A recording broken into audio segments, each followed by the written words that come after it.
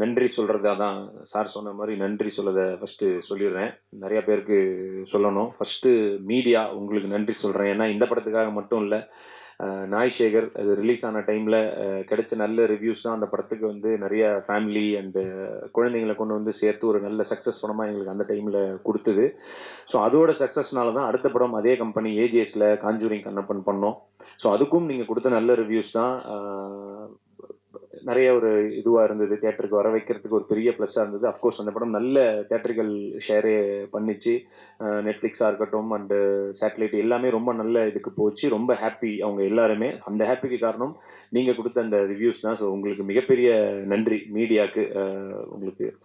And தமிழ்நாட்டு மக்களுக்கும் இதில் ஒரு நன்றியை சொல்லிக்கிறேன். ஏன்னா அவங்க எல்லாம் வந்து தேட்டரில் ஹீரோ யார் அப்படின்லாம் கவலைப்படாமல் வந்து பார்த்தது தான். கதை நல்லா இருந்ததுன்னா யாராக இருந்தாலும் பார்ப்போம் அப்படின்னு சொல்லி பார்த்த 2 படங்கள் அந்த படம். ஸோ அதனால் தமிழ்நாட்டு மக்களுக்கும் அவர்கள் ரசனைக்கும் நான் இங்கே நன்றி சொல்லிக்கிறேன். அண்டு மிக முக்கியமாக இப்போ இந்த படத்து விஷயம் மட்டும் இல்லை, பொதுவாகவே இன்னொரு முக்கியமான நன்றி சொல்ல வேண்டிய இடம் வந்து தளபதி விஜய் சாருக்கு நான் ஃபஸ்ட்டு சொல்கிறேன். ஏன்னா இந்த படம் வந்து செக்கு வந்து ஃபஸ்ட்டு அவர் கையில் இருந்து தான் வாங்கினதே. நாங்கள் டைரக்டருக்கு அந்த செக் அவர் கையில் தான் வாங்கினோம். ஸோ அப்படி எங்களுக்கு தொடங்கி வச்சார். அண்டு அவர்கிட்ட வந்து நான் இப்போ ஒரு இந்த கட்சி பேர் அனௌன்ஸ் பண்ணுறதுக்கு முன்னாடி நாள் என்னை கூப்பிட்டுருந்தாரு ஸ்பாட்டுக்கு சொல்லி போயிருந்தேன். அப்போ போனப்போ அவர் சொன்ன ஃபஸ்ட்டு வார்த்தை அது அவ்வளோ ஹாப்பியாக இருந்துச்சு. என்னன்னா, மஞ்சுரிங்க சூப்பர் ஹிட்டுப்பா அப்படின்னாரு. அது அவர் சொல்லி கேட்கும் பொழுது உண்மையிலேயே எனக்கு அவ்வளோ சந்தோஷமாக இருந்தது. ப்ரொடியூசரும் ஆடியன்ஸும் சொல்லும்போது எனக்கு எவ்வளோ சந்தோஷம் வந்துச்சு. அது விஜய் சார் ஒருத்தர் சொல்லி கேட்கும்போது எனக்கு அவ்வளோ வந்தது. அந்த படம் அவர் பார்த்துருக்காரு, அதை பற்றி என்கிட்ட பேசணும்னு நினச்சிருக்காருன்றதே எனக்கு ஒரு மிகப்பெரிய ஒரு சக்ஸஸாக இருந்தது. நான் சினிமா வந்ததற்கான பலன் அப்படின்றதுல அதுவும் நான் அடைஞ்சதான் அன்னைக்கு சந்தோஷப்பட்டேன். அது அண்டு அவர் அந்த ஃபேன்ஸுக்கு எப்போவுமே எவ்வளோ மரியாதை கொடுப்பாருன்னு நான் நிறைய இடத்துல ஸ்டேஜில் சொல்லியிருக்கேன். இதில் முக்கியமாக இந்த இடத்துல நான் சொல்கிறேன். ஏன்னா கத்தி ஷூட்டிங் நாங்கள் ஹைதராபாத்தில் பண்ணிகிட்டு இருக்கும்போது இவன் வெங்கி வந்து விரித்தனமான விஜய் சார் ஃபேன். அவன் நிறையா அவரை பற்றி நிறையா பேசிகிட்டே இருப்போம். நான் அந்த ஷூட்டிங்கில் வந்து அவர்கிட்ட நான் போகும்போது சொல்லியிருக்கேன், இந்த மாதிரி ஒரு ஃபேன் ஒருத்தன் இருக்கான் சார், எல்லாத்தையும் பார்ப்போம், இதை பற்றி இது பண்ணுவோம், உங்களை பற்றியே தான் சார் பேசிக்கிட்டே இருப்பான், லவ் பண்ணுறான் சார் உங்களை அப்படின்ற மாதிரி சொல்லியிருந்தப்போ அன்றைக்கி கரெக்டாக நாங்கள் ஷூட்டில் இருக்க அன்றைக்கி அவனுக்கு பர்த்டே. நான் சொல்கிறேன், சார் நான் சொல்லுவேன் இல்லை சார் வெங்கி அவனுக்கு இன்றைக்கி பர்த்டே சார் அப்படின்னு. அப்படியா, கால் பண்ணியா, விஷ் பண்ணுவோம் அப்படின்னாரு. அதுவே பெரிய மனசு. ஏன்னா அது ஓகே நான் சொன்னேன்னு சொல்லியிருந்துருக்கலாம், பட் கால் பண்ணியா விஷ் பண்ணுவோன்னு சொன்னார். நான் சொன்னேன், சார் இல்லை சார் நீங்கள் கால் பண்ணி பேசினதுக்கப்புறம் அவன் பொண்டாட்டிகிட்ட சொன்னால் கூட நம்புவாங்களான்னு தெரியாது, யார் விஜய் சார் உங்கள்கிட்ட ஃபோன் பண்ணி விஷ் பண்ணார் பாயா அப்படின்ற மாதிரி. ஏன்னா ஆல்ரெடி பல போய் சொல்லி வச்சுருந்துருப்பான், அதனால அவங்களுக்கு அந்த டவுட்டுகள்லாம் இருந்திருக்கலாம். சரி நான் சொன்னேன், இல்லை சார் நம்புறதுக்கு வாய்ப்பு இல்லையே சார் அப்படின்னு. என்ன பண்ணுறது, சரி ஒரு வீடியோ எடுத்து அனுப்பிச்சி விடுவோம் அப்படின்னு சொல்லிட்டு அவர் ஒரு வீடியோ வந்து எடுத்து அதை நான் வந்து அவனுக்கு அனுப்பிச்சி விட்டேன். ஸோ நிச்சயமாக அந்த டைமில் வந்து ஒரு ஃபேன்ஸுக்கு மரியாதை கொடுக்கறதுல இவ்வளோ ஒரு பெரிய ஹீரோவை நான் பார்த்தேன். அந்த வீடியோ வந்து நான் நிறைய பேர் இப்போ கேட்டாங்க எனக்கு இதில் ஒரு விகடன் இன்டர்வியூவில் அதை பற்றி பேசியிருந்தேன்னு சொல்லிட்டு, நான் முடிக்கும் போது அதை ப்ளே பண்ணி காட்டுறேன். உங்களுக்கு அது கண்டிப்பாக பெரிய இதாக இருக்கோ இல்லையோ, பார்க்குற மேபி அவங்களுக்கு ஆடியன்ஸுக்கு ரொம்ப ஒரு இதுவாக இருக்கும். நான் அதை எடுத்து வச்சுருக்கேன். ஸோ அவருக்கு வந்து விஜய் சாருக்கு மறுபடியும் இங்கே ஒரு நன்றி. அண்டு கட்சி தொடங்கியிருக்காரு, அதிலும் மிகப்பெரிய வெற்றி அடைய நான் ஒரு ரசிகனாக வாழ்த்துறேன்னு சொல்ல முடியாது, வேண்டிக்கிறேன். அண்ட் இப்போது படத்துக்கு வருவோம். இந்த வி சென்டிமெண்ட் உண்மையிலே எங்களுக்கு நிறையா இந்த படத்தில் விவியாக இருக்குது. ஜென்ரலாக அஜித் சார் படங்களில் அந்த வியில் ஸ்டார்ட் ஆகும் நிறையா, வீரம், வேதாளம், அந்த மாதிரி விடாமுயற்சி வரைக்கும். எங்களுக்கு இதில் என்னென்னா ஃபஸ்ட்டு டைரக்டர் அவன் பேர் வெங்கி, அப்புறம் ப்ரொடியூசர் அவர் பேர் விஜய், அண்டு எங்களுக்கு பிள்ளையார் சொல்லி போட்டு வச்ச விஜய் சார் விஜய், டைட்டில் வித்தைக்காரன், இந்த மாதிரி நிறைய வி இதில் இருக்குது. ஸோ அது ஒரு சின்ன சென்டிமெண்ட், அதுக்கு தான் சொன்னேன். இதுக்காக இதை சொன்னேன் அப்படின்னு கேட்டால் பதில் இல்லை. அண்டு எல்லாருமே நல்லாவே இந்த படத்தில் உழைச்சிருக்காங்க. ஒருத்தருமே வந்து அவங்களோட பெஸ்ட்டு போட்டு தான் கொடுத்துருக்காங்க. ஏன்னா எல்லாருக்கும் மோஸ்ட்லி தான் நான் சொன்ன மாதிரி எல்லாருக்கும் ஃபஸ்ட்டு படம் தான். ஹீரோவுக்கும் டைரக்டருக்கும் ஃபஸ்ட்டு படம், கேமராமேனுக்கும் ஃபஸ்ட்டு படம், அவங்களும் ஹீரோயினாக ஃபுல் ஃப்ளெஜ்டாக இதுதான் ஃபஸ்ட் படம். ஸோ அதனால் அவங்க எல்லாரும் ஒரு யங் டீமு. அதுக்கு வந்து ஒரு நல்ல ஒரு வாய்ப்பை ஏற்படுத்தி கொடுத்த விஜய் பாண்டி அவர்களுக்கும் இந்த இடத்துல நன்றி சொல்லிக்கிறேன். அண்டு இங்கே கூட பேசும்போது சொன்னால் 10 அசிஸ்டன்ட் டைரக்டர் இருக்காங்க, அடிக்கடி இது பண்ணுவேன், கோவப்படுவேன், ஆனால் எல்லாரும் இங்கே இருக்காங்கன்னு. இல்லை ஒருத்தன் போயிட்டான், ராஜேஷ்னு ஒருத்தன் வந்திருக்கா தம்பி, கோச்சின்னு போயிட்டான் நடுவில். அப்புறம் இங்கே ஒருத்தன் அபிலாஷ்னு ஒருத்தர் தேங்க்ஸ்லாம் சொன்னால, அவனும் போன வர வரைக்கும் பேசல, 2 சண்டை. சண்டை போட்டுட்டு இப்போதான் ஏதோ பேசியிருக்காங்க, அடுத்த வாரம் ப்ரெஸ் மீட் வருது பேசி தொலைவோன்ட்டு. அது ஒரு குரூப்ல வேற இருக்கும், டேய் குரூப்ல தூக்குடா அவனை, ஏன்டா இல்லை எனக்கு அவனுக்கு சண்டை வந்துச்சு அப்படின்னா. ஸோ அந்த மாதிரி அது வந்து ஒரு அன்பாக இருந்தாலும் கோபமாக இருந்தாலும் அப்படி உடனே அதை வெளிக்காட்டி விடுவான், அவ்வளோதான், வேற ஒன்றும் இல்லை. ஆனாலும் அவன் சொன்ன மாதிரி எல்லாத்தையும் அந்த சின்ன சின்ன கோவப்பட்டாலும் எல்லாரும் உண்மையிலேயே நிறையா உழைச்சாங்க. எல்லா அசிஸ்டன்ட் டைரக்டரும் சரி, கேமரா டிபார்ட்மெண்ட்டும் ரெண்டும், யார் எந்த டிபார்ட்மெண்ட்ன்றது இல்லாமல் எல்லாரும் சேர்ந்து அப்படி உழைச்சாங்க. அண்டு சுப்பிரமணியம் சிவா சார் இதில் ஒரு மிக நல்ல ரோல் ஒன்று பண்ணியிருக்காரு. அது பேசும்போது சொன்னார், விஜய் சார் மாதிரி டான்ஸ் ஆடணும் அப்படின்னு சொல்லிட்டு. நான் யோசிச்சு பார்த்தேன், சார் தளபதி விஜய் மாதிரி இல்லை, தலைவாசல் விஜய் மாதிரி ஆடினாலே பெரிய விஷயம் தான் எனக்குலாம். அவர் கூட கவலைப்படாதே சகோதரா அந்த பாட்டில் செம்மையாக ஆடிருப்பாரு. ஸோ தலைவாசல் விஜய் கூட சொல்ல முடியாது, நம்ம ப்ரொடியூசர் விஜய் லெவலுக்கு ஆடினாலே எனக்கு டான்ஸில் பெரிய விஷயம்தான். பட் இதில் ஓரளவுக்கு நல்லாவே ஆட வச்சிருக்காரு ரிச்சி, நம்புகிறேன். அது கஷ்டமாக தான் இருக்குது உண்மையிலே, டான்ஸ் ரொம்ப பெரிய கஷ்டமான வேலை தான். நான் அதுக்கும் விஜய் சார் உதாரணத்துக்கு சொல்கிறேன். நாங்கள் வந்து இந்த கத்தி ஷூட்டில் இருக்கும்போது சாங் வந்து முன்னாடி நாள் தான் வந்தது. ஸோ அவர் ரிஹர்சல் பண்ணியிருக்க வாய்ப்பே இல்லை. அந்த ஃபர்ஸ்ட் அந்த பஸ்ஸு சாங்கில் அதில் வந்து ஒரு 30 செகண்ட்ஸ் ஒரு ஸ்டெப்பு, உண்மையிலே சொல்ல ரிஹர்சல் பார்க்க வாய்ப்பே இல்லை. ஏன்னா காலையில் ஸ்பாட்டுக்கு வந்துட்டோம், ஷோபி மாஸ்டர் தான் மாஸ்டரு. அந்த ஒரு சென்ட்ரல் பிஜிஎம்ல ஒரு 30 செகண்டு ஆட சொன்னார் அசிஸ்டண்ட்டை. அப்படியே நின்று பார்த்துக்கிட்டே இருந்தார் விஜய் சார். இப்படின்னாரு, ஓகே ஓகேன்ட்டு ஓகே டேக் அப்படின்னாரு. இன்னும் எப்படி என்னத்தை பார்த்தாரு, டைலாக்னா படித்து மனப்பாடம் பண்ணிட்டு போகலாம், பார்த்து எப்படி ஆட முடியும்னு சத்தியமாக சொல்கிறேன். அப்படியே ஒரே டேக், அது ஓகே. ஒரே ஒரு பாட்டி பார்த்துட்டு ஒரு தடவை இப்படி ஆட முடியும்னா நிச்சயமாக மிகப்பெரிய லெவலில் அவரை நான் வியந்து பார்க்குறேன் விஜய் சாரை. ஸோ அதெல்லாம் பார்த்துட்டு இந்த டான்ஸ் அப்படின்னா இதெல்லாம் நம்ம டான்ஸ்னே சொல்லிக்க முடியாது. பட் ஓகே, என்னோட சைடில் ட்ரை பண்ணிட்டு தான் இருக்கேன். கொஞ்சம் கொஞ்சமாக இன்னும் அதை இம்ப்ரூவ் பண்ணிக்கணும்னு தான் ஆசைப்பட்றேன். அண்ட் ஆனந்தராஜ் சார் இதில் ஒரு நல்ல ரோல் பண்ணியிருக்காரு. இன்னைக்கு ஏதோ சில காரணங்களால வர முடியாமல் போச்சு. அவரும் அப்படி தான். எனக்கு அவர் ஒரு எல்லா படத்துலையும் அவர் இருக்கணும்னு நானும் ஆசைப்பட்றேன். ஏன்னா அவர் நல்ல ஜாலியான ஒரு பர்சன், பாசிட்டிவான ஒரு பர்சன். எப்பவுமே வந்து பார்த்தீங்கன்னா தேட்டரில் அவர் வந்தாலே நல்லா கைத்தட்டி சிரிக்கிறாங்க. அது காஞ்சூரிங் கண்ணப்பன் நான் பார்த்தேன். எல்லா ஒரு தேட்டர் போய் விசிட் போகும்போதும் அவர் வரும்போதே கை தட்டுறாங்க. நிறைய பேர் கேட்டாங்க, அந்த பாக்ஸர் அங்கிள் வரலையா, கூட்டிகிட்டு வரலையா அவர் அந்த படத்தில், அந்த மாதிரி வருவார். ஸோ அந்த அளவுக்கு அவருக்கு நிறைய ஆடியன்ஸ் இருக்காங்க. அவர் சின்ன வயசுலேயும் நான் பார்த்து பயந்துருக்கேன். புலனோய் சார்ந்தெல்லாம் பார்க்கும்போது அந்த கொண்டு மூஞ்சில் இதெல்லாம் வச்சு அடிப்பார், அப்போல்லாம் பயந்துருக்கேன். அதுக்கப்புறம் நடிக்க வந்ததுக்கப்புறம் அவர் காமெடின்னு நடிக்க வந்து அப்பயும் பயந்தேன். ஏன்னா என் வேலைக்கு வேட்டு வச்சிட்டாருன்ட்டு. ஏன்னா எல்லா படத்துலையும் அவரு தான் பயங்கரமாக பண்ணிட்டு இருந்தாரு. ஸோ அப்பயும் பயந்தேன். பட் இப்போ அவர் அப்படி பயப்படுறது இல்லை. பட் ரொம்ப லவ் பண்ணுறேன். அவரும் நிறையா இந்த படத்துலையும் நல்ல ரோல் பண்ணியிருக்காரு. அண்டு மதுசூதனன் சார், அவரும் இந்த நல்ல 3 முக்கியமான வில்லன்களாக இருப்பாங்க. அவரும் ஒரு நல்ல ரோல் பண்ணியிருக்காரு. அவருக்கு இருக்கிற ஒரே பிரச்சனை இந்த படத்தில் என்னென்னா, அவர் கூட நடிச்ச ஒரு சாம்ஸ் அண்ணன் வந்து அவர் கூடவே வருவார். என்னென்னா ஒரு டைலாக் ஒன்று கொடுத்துட்டு போனோம்னா அண்ணன் அதுக்குள்ளே ஒரு 10 மாடுலேஷனில் 10 பாடி லாங்குவேஜில் ஒன்று பண்ணி காட்டுவார். இவர் ஃபஸ்ட்டு 2-3 வாட்டி நல்லா இருக்குது பண்ணுங்க, நல்லா இருக்குது அப்படின்னாரு. ஒரு 5வது வாட்டி 6வது வாட்டி போனோன்னு இருக்கு, யாரு அவரு, எதுக்கு இப்படி பண்ணுறாரோ, ஏய் டைரக்டர் சொல்கிறது மட்டும் பண்ணு, ஏன் இப்படி பண்ணுற நீ. 2 பேரும் அவங்களுக்குள்ள ஒரு டாம் அண்ட் ஜெர்ரி மாதிரி ஒரு இதுவாக இருக்கும், பார்க்க ஜாலியாக இருக்கும். பட் சாம்சன் நிறையா நல்லாவும் ஒர்க் அவுட் ஆகிருக்கு இந்த படத்தில். ஸோ அண்ணனும் இன்னைக்கு வர முடியல. ஸோ அவரும் அப்படி தான், ட்ராமா டைம்லேருந்தே எனக்கு பழக்கம். கிரேசி மோகன் சார் ட்ராமாவில் நாங்கள் 2 பேரும் ஒன்றா நடிச்சிட்டு இருந்தோம். ஸோ அவர் அண்டு ஜப்பான் குமாரண்ணன், அவரும் வந்து ரொம்ப நாளாக நம்ம பார்த்துருக்கோம். அவரும் இந்த படத்தில் ஒரு நல்ல ரோல் பண்ணியிருக்காரு. அண்டு பாவல் நவகீதன், அவரும் நல்ல ரோல் பண்ணியிருக்காரு. இன்றைக்கி அவங்க மேபி இங்கே வரலன்னு நினைக்கிறேன். அண்டு சிம்ரன் குப்தா, அவங்கக்கிட்ட வியந்து பார்க்குற ஒரு விஷயம் என்னென்னா, எல்லாரும் சொன்ன மாதிரி தான் இந்த டைலாகை வந்து அந்த அவங்க ஹிந்தி தான், தமிழ் தெரிய வாய்ப்பே இல்லை. பட் ஒரு டைலாகும் முன்னாடியே வாங்கி அந்த டேக்கில் பேசும்போது கரெக்டாக இருக்கும், லிப்பு வந்து கரெக்டாக இருக்கும். மேபி சில அந்த வார்த்தைகள் சும்மா மாறி வேணா இருக்கலாமே தவிர அந்த லிப்பு சிங்க் கரெக்டாக இருக்கும். ஸோ டப்பிங்கில் பார்த்தீங்கன்னா ஒரிஜினலாக இவங்க பேசின மாதிரியே அவங்க பேசியிருக்காங்க. ஸோ அந்த டெடிகேஷன், அந்த டைலாகை மனப்பாடம் பண்ணி, ப்ராம்ப்ட்லாம் கிடையாது, உண்மையிலே மனப்பாடம் பண்ணி பேசினாங்க. ஸோ அந்த டெடிகேஷன் கண்டிப்பாக அவங்களும் பெருசாக ஜெயிக்கணும்னு நானும் ஒரு நடிகராக ஆசைப்பட்றேன். அண்டு தாரிணி, அவங்களுக்கும் ஒரு நல்ல ரோல் தான். சொன்ன மாதிரி எனக்கு 2 பேர் பக்கத்தில் உட்காந்துருக்காங்களே தவிர எனக்கு ஒரு ஹீரோயினும் இல்லை. 1/2 மணி நேரம் நடிச்சான். விக்ரமுக்கு தான் ஒரு பேரை கொடுத்து விட்டாங்க இதில். ஸோ அதான் இந்த கதையின் நாயகனாக இருக்கும் பொழுது நம்மளை சுற்றி எல்லாரும் நல்லா ஸ்கோர் பண்ணுற மாதிரி தான் இருக்கும். அது எனக்கு இதுலேயும் ஃபீல் ஆச்சு. காஞ்சூரிங் கண்ணப்பன் எப்படின்னா, இப்போ நம்ம உள்ளத்தேலி தான் படம்லாம் நான் பார்க்கும்போது கிளைமேக்ஸில் கார்த்திக் சார் சண்டை போட்டுட்டு இருப்பாரு, இந்த பக்கம் கவுண்டமணி சார் வந்து அவர் ஜாலியாக அடிச்சுன்னு இருப்பாரு. எனக்கு கார்த்திக் சாரை காட்டும் போதெல்லாம் எனக்கு தோணும், அட இது இருக்கட்டும், நான் அவர் கவுண்டமணி சாரை காட்டுங்க, அவர் சண்டை போட்டு தான் ஜாலியாக இருக்குன்னு குழந்தையா பார்த்து ரசிச்சேன். இப்போ நான் அந்த மாதிரி இடத்துக்கு போயிட்டேன். நான் இருந்தாலும் அங்கிருந்து அந்த பக்கம் வந்து ஆனந்தராஜ் சார், கிங்ஸ்லி, விடிவி என்னன் இவங்கெல்லாம் பண்ணும்போது அது வரட்டும், இவர் நீ ஏன்ப்பா சும்மா சீரியஸாக பேசினிருக்கின்ற மாதிரி தான் இருக்கும். பட் எனிவே அது கதையை நகர்த்தி கொண்டு போகும்போது அதெல்லாம் வந்து அப்படிதான் இருக்கும். இதுலேயும் அந்த மாதிரி என்னை சுற்றி எல்லாரும் நிறையா இது பண்ணுவாங்க. பட் ஒரு ஹீரோவா ஒரு அந்த கேரக்டர் இருக்கும்பொழுது அது எப்படி போகணுமோ அப்படிதான் இந்த கேரக்டரை கொண்டு போயிருக்காங்க. ஒரு நல்ல ஒரு ஒரு முயற்சியாக தான் நம்புகிறோம். உண்மையிலே ஏர்போர்ட்டில் எடுத்தோம், அங்கே எல்லாரும் நல்லபடியாக ஒத்துழைப்பு கொடுத்தாங்க. கோயம்புத்தூர் ஏர்போர்ட்டில் தான் எடுத்தோம். அஃப்கோர்ஸ் இங்கே ஒரு ஒரு அவருக்கே எவ்வளோ சொன்னாங்க, 3 லட்சமோ என்னமோ சொன்னாங்க, ரொம்ப இதுவாக இருந்தது. பட் கோயம்புத்தூர் ஏர்போர்ட் ஓரளவுக்கு மேட்ச் பண்ணி அதையும் எடுத்திருக்கோம். அண்ட் செட்டு எல்லாமே நல்லபடியாக இது பண்ணி கொடுத்தாரு.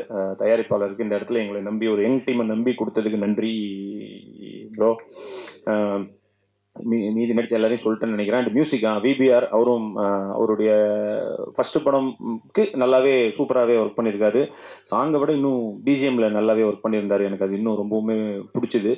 ஸோ ஓவராலாக ஒரு ஒரு யங் டீம் ஒரு நல்ல படம் பண்ணியிருக்கோன்னு நம்புகிறோம். கேமராமேன் ஒரு நாளைக்கு திட்டுவான், என்ன மட்டும் விட்டு அப்படின்ட்டு. ஸோ யுவாவும் ஒரு ஃபர்ஸ்ட் படத்துக்கு நிச்சயமாக எல்லாருமே அவங்களோட ஒரு பெஸ்ட்டாக கொடுத்துருக்காங்கன்னு தான் நான் நம்புகிறேன். எல்லாரையும் சொல்லிட்டேன். எடிட்டருக்கு வந்து அதான் சொன்ன மாதிரி வெங்கியை விட அதிகமாக அந்த இடத்துலயே உட்காந்து அதையே பார்த்து பார்த்து கஷ்டம் தான். ஒரு எடிட்டர் வந்து நம்ம மூஞ்சை பார்த்து பொண்டாட்டி மூஞ்சை விட என் மூஞ்சி தான் நிறைய ஞாபகம் இருக்குன்னு நினைக்கிறேன். எப்போ பார்த்தாலும் பார்த்து கஷ்டமான ஒரு வேலை தான்.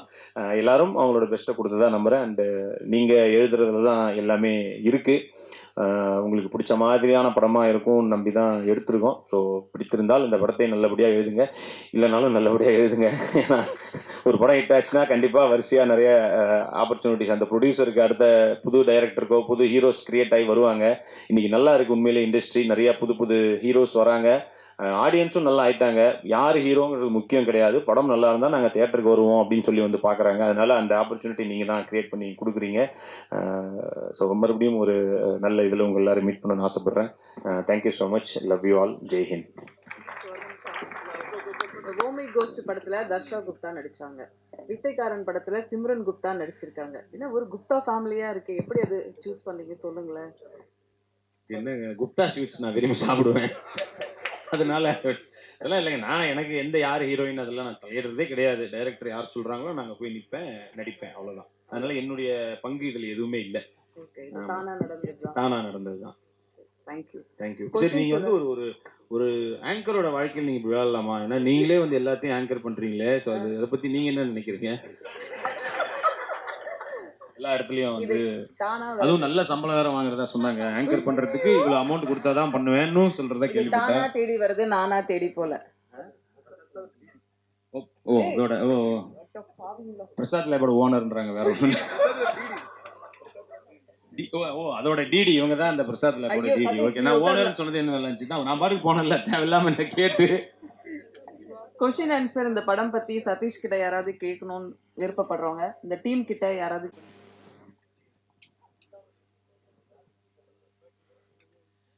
அல்ல, அந்த குப்தா கோயம்புத்தூர் தான், அவங்க தர்ஷா குப்தா. ஹிந்தி இல்லை, கற்றுக்கணும் தான் ஆக்சுவலாக. ஏன்னா இவங்க வீட்டில் பேசுறதுக்காவது கற்றுக்கணும். பட் இல்லை, அதுக்கு பதிலாக நான் என்ன பண்ணேன், தமிழ் அவங்களுக்கு சொல்லி கொடுத்துட்டேன். ஸோ இப்படி தமிழை வளர்த்தாலும் நல்லது தானேன்ட்டு. டேரக்டர் இங்கே ஆக்சுவலாக வித்தைக்காரன் அப்படின்னு போட்டிருக்கீங்க. அதில் ஒரு சிம்பிள் வந்து செஸ் போர்டில் இருக்கக்கூடிய கிங்கு வச்சுருக்கீங்க. ஒரு செஸ் போர்டில் இருக்கிற கிங்குக்கு வேலையே கிடையாது, இதில் ஏன் வச்சுருக்கீங்க? குயினுக்கு தானே வேலை இருக்குது அதிகமாக அதில். இல்லைண்ணே, இதுக்கு முன்னாடி நாங்கள் ஒரு மோஷன் போஸ்டர் கொடுத்தோம், அதை நீங்கள் பார்த்தீங்கன்னா உங்களுக்கு புரியும். இந்த படத்தில் இந்த கிங் தான் எல்லாருமே ஆப்ரேட் பண்ணுறோம். எதிரில் மோஷன் போஸ்டர் எப்படி பண்ணியிருப்போம்னா, ஒரே ஒரு கிங் இருக்கும், எதிரில் 16 பேர் இருப்பாங்க, மற்ற காயின்ஸ் இருக்கும், சிப்பாய்களும் இருப்பாங்க. இவன் ஒரே ஒரு கிங் இருந்து 16 பேர் கூடயும் விளையாண்டானா இந்த ஒருத்தன் எப்படி ஜெயிக்க முடியும்ன்றதான் படத்துக்குள்ளேயும் இருக்கும். ஸோ அதுக்காக ஒரே கிங் வச்சிருக்கோம். ஆனால் கடைசியில் ராணி தான் நிறைய பவர் இருந்தாலும் ஜெயிக்கிறது ஒரு ராஜா தானே. ராணி போய் கூட ராஜா ஜெயிக்க முடியும். ஸோ அந்த மாதிரி ராஜா தான் ஜெயிக்கிறாருன்றது தான். ராணி இல்லைனாலும் ஜெயிக்கலாம்.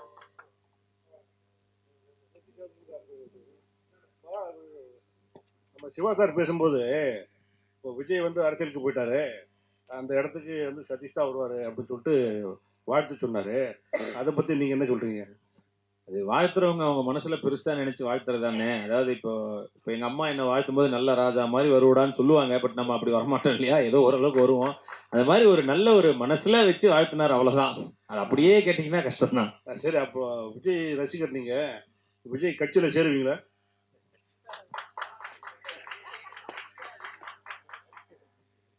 நம்ம ஓட்டு போடுற வந்து யாருக்குமே வெளியே சொல்லக்கூடாதுன்னு சொல்லுவாங்க, அதனால சொல்லல. பட் கண்டிப்பா வந்து நம்ம எல்லாருடைய சப்போர்ட்டும் இருக்குன்னு நான் நம்புறேன். அதுதான் அப்படி மாற்றி சொல்ல வந்தேன். திருப்பி நீங்க அதையும் வந்து சேர்ந்து தான் அதை பண்ணணும்னு அவசியம் இல்லைண்ணே. இப்போ விஜய் சார் படத்துல நடிச்சா மட்டும்தான் நம்ம அந்த படத்தை வந்து இது பண்ணணும்னு கிடையாது இல்லையா. நான் வந்து ஒரு ஆடியன்ஸாவே பார்ப்பேன் இல்லையா, அதனால சேர்ந்து தான் பண்ணணும்னு அவசியம் இல்லை. இல்லை, எனக்கு புரிஞ்சிச்சுண்ணே. அவர் என்ன ஹிந்தியில கேட்கறாரு, அதான் கேட்கறாரு.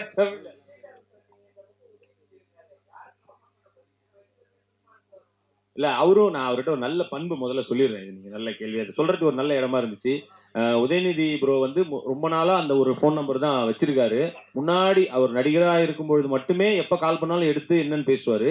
இன்னைக்கு மினிஸ்டர் ஆகி இவ்வளோ ஒரு முக்கியமான இடத்துல இருக்கும்பொழுதும் எப்போ ஃபோன் பண்ணாலும் எடுத்து பேசி, அது என்ன ஏதாவது பிரச்சனையா இருந்தாலோ இல்லை நம்ம விஷ் பண்ணாலும் எல்லாத்தையும் கேட்டு சால்வ் பண்ணக்கூடிய நான் பார்த்ததுலேயே ஒரு மிகச்சிறந்த நபர்னா நான் உதயநிதி ப்ரோ சொல்லுவேன். அந்த தன்மை அவரை நிச்சயமா மிகப்பெரிய இடங்களுக்கு கொண்டு செல்லும் நான் நம்புறேன். எப்படி அவ்வளோதான். சார் சார் மேஜிக் கற்றுக்கிட்டீங்களா? மேஜிக் ஷோ நடத்துவீங்களா? மேஜிக் ஷோ நடத்துவீங்களா? ஏன்னா அதுக்காக நான் என்ன டான்ஸ் கூட தான் கற்றுக்கிட்டேன். அதனால திடீர்னு நீங்கள் போய் டான்ஸ் ஷோ பண்ணுவீங்களா, ஃபைட்டு அப்போ போய் யாராவது பிடிச்சி அடிப்பீங்களான்னு கேட்டேன். அப்படிலாம் இல்லைண்ணே. பார்த்தீங்களா, கொஞ்ச நேரம் பண்ணதுக்கே ஒரு மாதிரி இதாக தான் இருந்தது. மேஜிக் ஷோ பண்ணுற அளவுக்குலாம் இல்லைண்ணே. ஒரு மெட்டில் எதிர்பார்ப்பாங்க. பட் இந்த படத்துல வந்து பார்க்கும்போது உங்களுடைய டிரான்ஸ்ஃபர்மேஷன் வந்து நல்லா இருக்கு. ஏன்னா டான்ஸ் செமையா பண்ணிருக்கீங்க. நன்றி நன்றி. அது யாரு, உங்களுடைய உழைப்பா இல்ல டான்ஸ் மாஸ்டர் கண்டிப்பா ஆடணும்னு சொன்னாரா? இல்லை, டான்ஸ் மாஸ்டர் தான் கண்டிப்பாக நல்ல ஸ்டெப்ஸ் நிறையா போட்டு இதை நீங்கள் ட்ரைனிங் ரிஹர்சல் பண்ணுங்க வரும்னு சொல்லி நம்மளை தட்டி கொடுத்து வேலை வாங்கினது தான். ஸோ நிச்சயமா அவருக்கு தான் அந்த பெருமை அனைத்தும் போய் சேரும். படத்துல டபுள் 2 ரோல் வரீங்க. ஆனா டைரக்டர் உங்களுக்கு ஹீரோயினே கொடுக்கலன்றாரு. இதுல யார வித்தைக்காரன் நினைக்கிறீங்க, நீங்களா டைரக்டரா? வித்தைக்காரன் அவனாதான் இருக்கணும். ஏன்னா டைரக்டர் தான் ஒரு படத்தோட முக்கியமான இதுன்றதுனால அவன் தான் வித்தைக்காரனா இருக்கணும். அது எம்எல்ஏ இருக்கிற பழைய ஏதோ கோவம், அதனால தான் வந்து அந்த யாரும் நம்பர் கேட்டாங்க கொடுக்கலன்னு நினைக்கிறேன். அதனால வந்து எனக்கு ஹீரோயினே இல்லைன்னு சொல்லிட்டு இப்படி பண்ணி விட்டான். அவன் தான் வித்தைக்காரன். திருட்டு கதை இன்னும் ஒண்ணு உங்களுக்கு என்ன தோணும்? அது வேற. நான் பேசும்போது எல்லாரும் வந்து இது திருட்டு கதை, திருட்டு கதைன்னா கதை திருட்டு இல்ல, கதையில ஒரு திருட்டு வருது. அதுதான் அதை நான் கிளாரிபிகேஷன் கொடுக்கணும்னு நினைச்சேன். கதையில் ஒரு திருட்டு இருக்கிறது. ஆமா, திருடும் கதை, திருட்டு கதை அல்ல. அதான் என்ன ஏண்டா ஏன் கொஞ்சம் பார்க்கும்போது ஏன்டா அவனுக்கு எப்படி தோணுச்சுன்னு. நன்றி. இல்லைண்ணே, அதை நான் ஏன் இப்படி சொன்னேன்னா, அப்போ நான் சொன்னது ஒரு சின்ன கிளாரிஃபிகேஷன் மட்டும் கொடுத்துறேன். ஒரு த்ரில் படம் ஒன்று எடுக்கணும், ஒரு ஒரு ஒரு ஒரு சேசியா ஒரு ரேசியா ஒரு படம் ஒன்று எடுக்கணுன்ற மாதிரி சதீஷ் வச்சு ஆக்ஷன் ஒன்று எடுக்க முடியாது. ஸோ ஒரு பெரிய வில்லன் வச்சு ஒரு 4 சும்மா ஆட்கள் வர வச்சு இன்டர்வல் ஃபைட் ஒன்று வச்சு பண்ண முடியாதுன்னு எனக்கு தெரியும். பட் இருந்தாலும் எனக்கு அந்த த்ரில் எலிமெண்ட்டாக தான் படம் பண்ணணும். ஒரு சஸ்பென்ஸ் த்ரில்லரா ஒரு ஒரு என்கேஜிங்காக தான் படம் போகணும், என்டர்டெய்னிங்காக தான் படம் போகணுன்ற போது அதுக்குள்ள இருக்கிற ஒரே ஒரு பிளாட் பார்த்தீங்கன்னா கொள்ளையடிக்கிறதுன்றது எனக்கு எல்லா ஆடியன்ஸும் பார்க்கும்போது கொஞ்சம் யார் நடிச்சாலுமே சரி, சதீஷ் மாதிரி வளர்ந்து வரவங்க நடிச்சாலும் சரி, அது பார்க்கும்போது சுவாரஸ்யமா இருக்குன்றதுக்காக தான் அந்த கொள்ளையடிக்கிற கதை ஃபர்ஸ்ட் பிடிச்சேன். ஒரு குரூப் போட்டோ எடுத்துக்கலாம். தேங்க்ஸ், எல்லாருக்கும் ரொம்ப தேங்க்ஸ். நன்றி. அண்ணா இதோ காட்டுறது. ஆடியோவா வீடியோவா? சரி, அது பேசுறத மைக்ல சொல்றேன். நீங்க நிறைய பார்த்திருப்பீங்க. பிரஸ் உங்களுக்கு இது ஒரு பெரிய சர்ப்ரைஸா இருக்காது. பட் மேபி இதை பார்க்குற ஆடியன்ஸுக்கு ஒரு நல்ல விஷயமா இருக்கு. அதுக்கு தான். ஆமா, முடிஞ்சாலும் நான் இதுக்கப்புறம் ஈவினிங் வந்து ட்விட்டர்ல ஒரு போஸ்டாக போட்டுறேன்.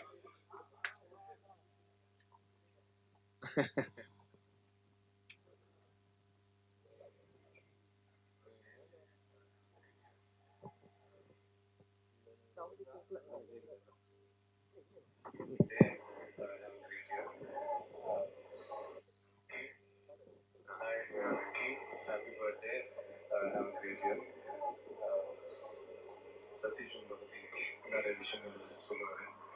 ரொம்ப சந்தோஷம். Thank you so much for all your support. Have a great day. Thank you.